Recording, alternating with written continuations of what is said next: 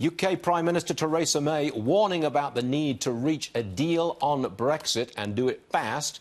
London's Mayor Sadiq Khan is calling for a second Brexit referendum. Nigel Farage is with us. Nigel, looks like Brexit is in some trouble. How much trouble? Well, yeah, of course it's in trouble. It's in trouble because what the people said in that referendum is being disrespected by our career-class politicians. And let's talk about Sadiq Khan. I mean, one of my least favourite politicians, even before this recent pronouncement. He said during the referendum, this decision is once in a generation, it'll be final.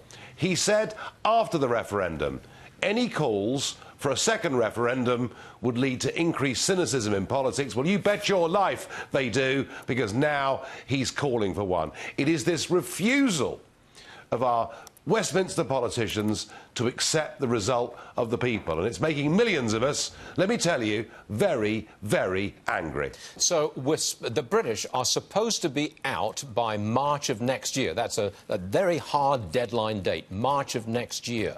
So yes. What's the problem now? The fact that we might not be able to get a deal together by that time?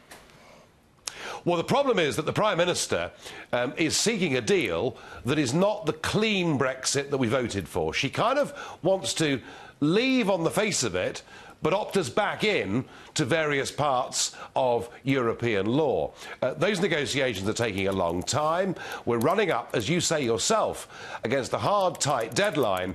So the real big push isn't actually for a second referendum. What you'll see in the next 10 weeks are the socialists, the liberals and the soft conservatives pushing for that leaving date to be extended. So we've got, I would say, over the next 8 to 10 weeks, one of the biggest political battles of our lifetime going to happen in this country to make sure that we do leave on March 29th.